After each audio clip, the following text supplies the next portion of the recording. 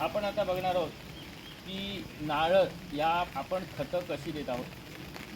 आपण मगाशी म्हटल्याप्रमाणे या नारळाला 2 वर्ष आपण हे काळं मीठ, हे मिठागरामध्ये जी 2 मिठं निघतात, एक पांढरं मीठ निघतं, काळं मीठ निघतं, हे वेस्टेज म्हणून वापरलं जातं, पण एक खत म्हणून याचा खूप चांगला उपयोग होतो.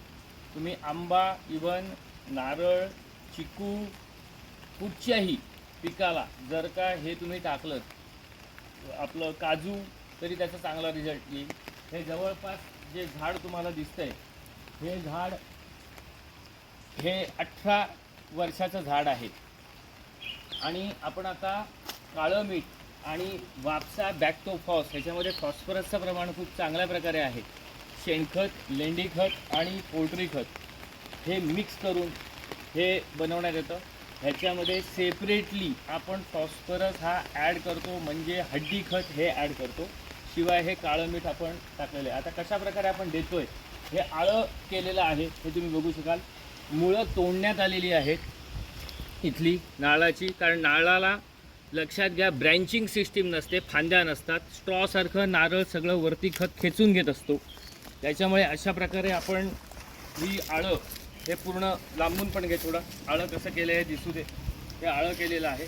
आता तुम्ही बघाल मीठ कशा प्रकारे टाकलं जात आहे.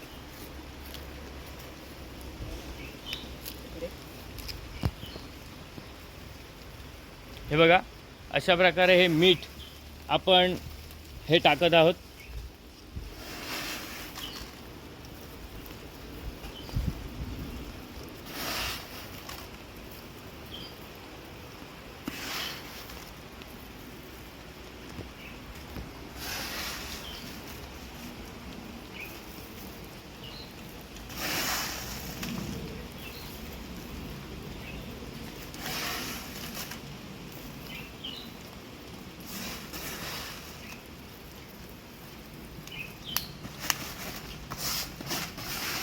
त्याला खत टाकून घे, त्या घमेल्यामध्ये खत काढून घे, पटकन जा तिकडे त्याच्याबरोबर.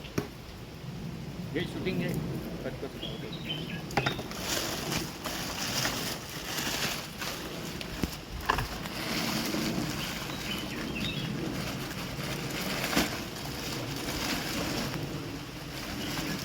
झाडाचं जे वयोमान आहे, हे झाडाचं वयोमान हे जरी 18 वर्षाचं असलं तरी पूर्ण वाढलेलं झाड हे 10 किलोचं पकडण्यात येतं. त्याच्यामुळे ह्या झाडाला जो आपण डोस देणार आहोत ते पूर्णतः 10 किलो एवढं वापसा बॅक्टोफॉस हे आपण आता ह्याच्यातनं दिलेलं आहे. तुम्ही बघू शकता कशा प्रकारे खत हे आपण देत आहोत. जास्त फिरू नको.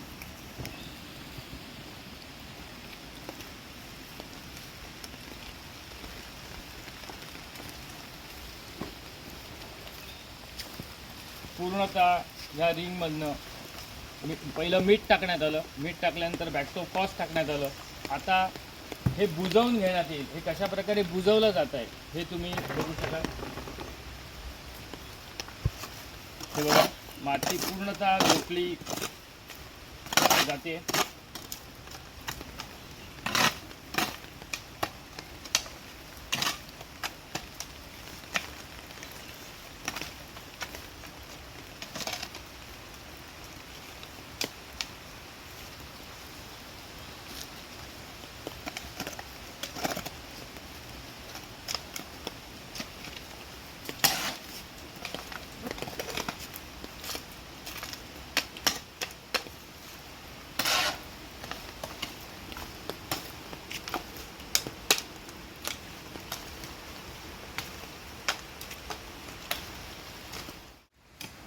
आपण आहोत बेंडशीळ बदलापूर, आपल्या शेतावरती. आज मी तुम्हाला दाखवणार आहे की नारळ हा जो असतो त्या नारळाला कशा प्रकारे आपण ही खतं टाकली जातात. आणि नारळाला 2 वेळेला वर्षातनं खतं ही टाकायची असतात, खताचं विभाजन करायचं असतं. हा तुम्ही बघत असाल, हा T×D नारळ आहे. हा नारळावरती तुम्हाला आज नाही म्हटलं तरी 90 ते 100पर्यंत नारळ हे तुम्हाला त्याच्यावरती हे दिसत असतील. हे जे नारळ आहेत हे मे महिन्यामध्ये उतरवले गेले आणि एकदा पाऊस चालू झाला की मी तुम्हाला सांगितल्याप्रमाणे नारळ त्याच्यावरती जी तयार झालेली पेंडी असते त्याच्यातनं एक एक दोन दोन असे नारळ रोज द्यायला सुरुवात करतो.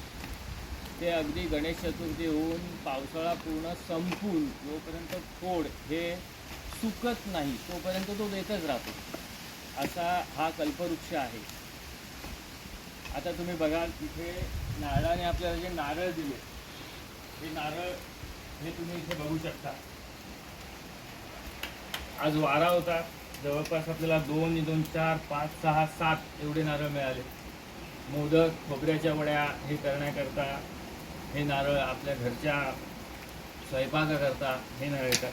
हे काढलेले नारळ नाहीत, हे वरनं पडलेले नारळ आहेत. हे आता कशा प्रकारे आपण सोलतोय हे तुमच्या लक्षात येईल. नारळाच्या प्रत्येक भागाचा हा वापर जो असतो, हे जे सोडण आहे हे जळावं म्हणून वापर होतो. ही कोकणामध्ये आग्रामध्ये टाकून ह्याच्यापासून जे किशी निघते म्हणजे जे धागे निघतात ह्याच्यापासून दोर वळले जातात. नारळाचा कुठचाही भाग हा फुकट जात नाही, त्याच्यामुळे तो कल्पवृक्ष आहे. तुम्ही बघू शकाल नारळ आता कशा प्रकारे सोलले जातात.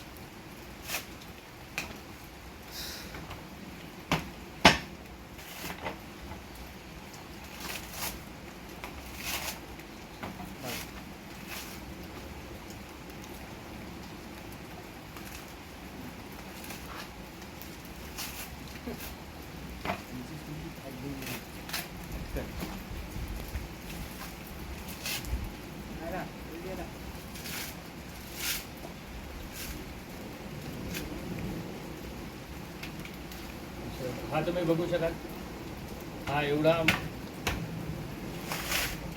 मोठा नारळ हा आपल्याला मिळालेला आहे.